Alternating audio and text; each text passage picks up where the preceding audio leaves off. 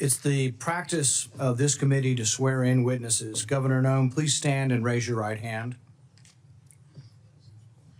Do you swear that the testimony you will give before this committee will be the truth, the whole truth, and nothing but the truth, so help you God?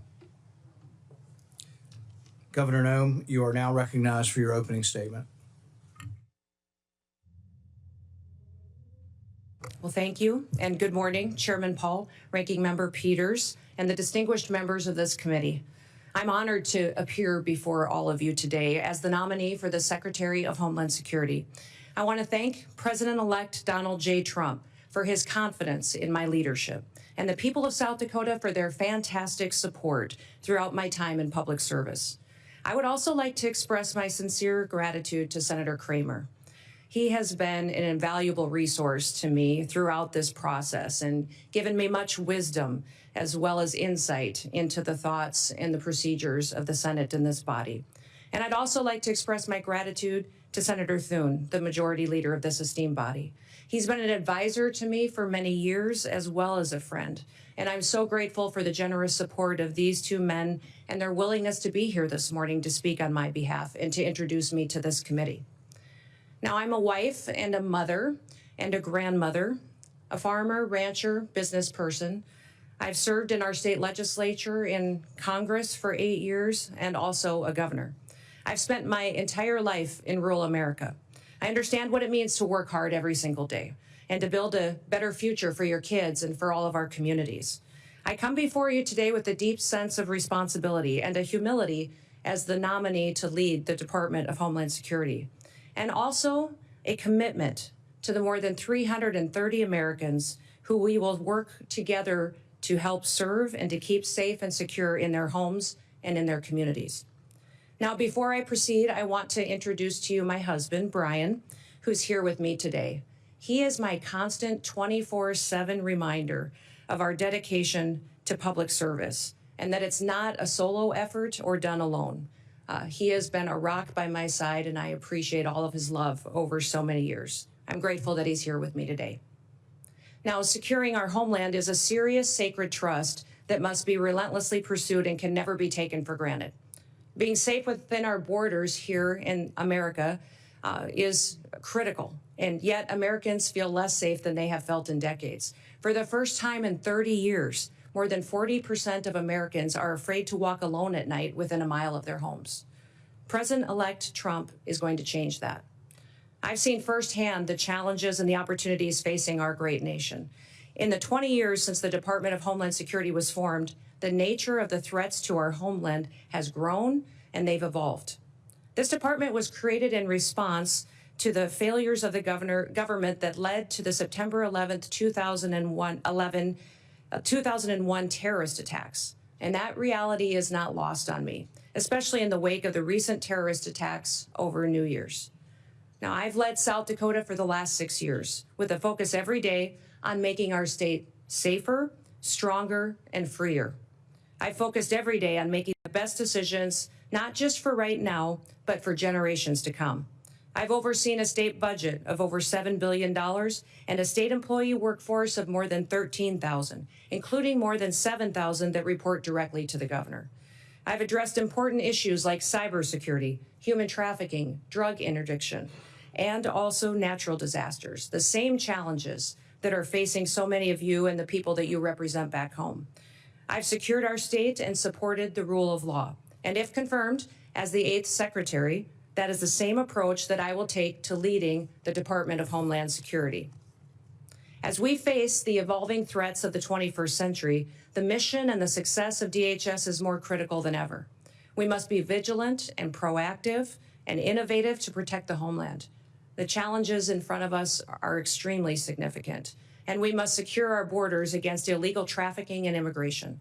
We must safeguard our critical infrastructure to make sure that we're protected against cyber attacks, respond to natural disasters, and also terrorism. I firmly believe that we can meet those challenges head on with resolve. Innovation, we can use collaboration with federal and with state partners.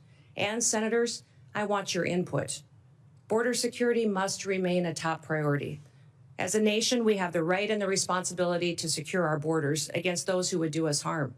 And We must create a fair and a lawful immigration system that is efficient and is effective and that reflects our values.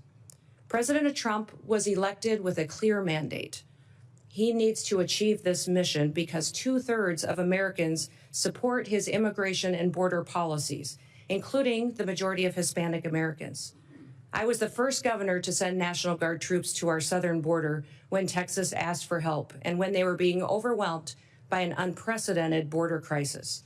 If confirmed as secretary, I'll ensure that our exceptional, extraordinary Border Patrol agents have all the tools and resources and support that they need to carry out their mission effectively. The same is true of my commitment to the outstanding men and women of the U.S. Immigration and Customs Enforcement. They are responsible for apprehending, detaining, and deporting illegal immigrants.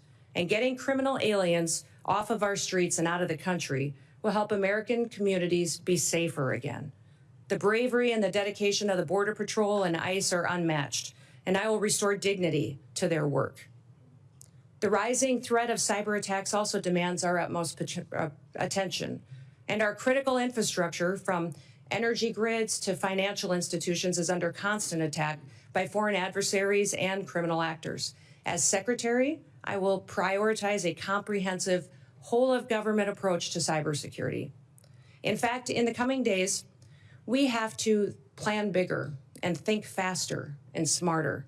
I fully acknowledge that people in Washington, D.C. do not have all of the answers, and therefore I will leverage private-public partnerships. I'll advance cutting-edge, state-of-the-art technologies to protect our nation's digital landscape. And I will have a proven track record of doing this in South Dakota to back me up. I've helped make Dakota State University a global leader in cybersecurity education because we recognize the need to address this emerging threat. And I will take a proactive approach if given the opportunity to serve as secretary. Now, President-elect Trump has been a tremendous friend to law enforcement over the years, and I will do the same in my role as secretary. As governor, I've worked closely with law enforcement to make South Dakota safer. I've overseen hundreds of state troopers in the South Dakota Highway Patrol, and on several occasions, I've convened groups of law enforcement from across our state to address policies that will make our people safer. In fact, while some in this country were attacking law enforcement and defunding them, we took the opposite approach in South Dakota. We recruited law enforcement officers to move to South Dakota, a state that respects their service and their sacrifice. And we revamped our law enforcement training to provide the first ever state-led, tribal-focused law enforcement training academy. I'm very proud of the work that we've done in cooperation with our tribes to help make their communities more safe. And we must remain vigilant against terrorism and against others who wish to do us harm to our country and to our great people. I'll ensure that our intelligence and our law enforcement agencies are working together hand in hand, that they're fully equipped to detect, prevent, and respond to threats from radical ideologies and foreign adversaries. This requires resources, coordination, and collaboration across all levels of government. And once again, I will seek your wisdom and I will seek your input into the months ahead. For the sake of the people that we both represent, we have to get this right. Now, I recognize that Homeland Security isn't just about prevention, but it's also about resilience. When disasters strike, as we know they will, the Department of Homeland Security must be ready to respond swiftly, efficiently, and effectively to protect the lives and the property of Americans. As governor, I've worked with FEMA in response to a dozen natural disasters in South Dakota. These have included historic floods, tornadoes, blizzards, wildfires, a derecho, and even a global pandemic. As secretary, I will enhance our emergency preparedness and strengthen FEMA's capabilities. And we will ensure that no community is left behind and that life-saving services like electricity and water are quickly restored. As secretary, I will oversee the Secret Service, an agency that is in serious need of reforms. We all saw the threats to President-elect Trump last year and the consequences of failure. Now, that should never happen again. And I've worked closely with my own gubernatorial protective detail, and I'm familiar with what works and what doesn't work. And I'll bring that experience towards strengthening the Secret Service once again. I'm committed to working with this committee, with Congress, and with the dedicated men and women of the Department of Homeland Security to fulfill our mission. And together, we can ensure that the United States remains a beacon of freedom, safety, and security for generations to come.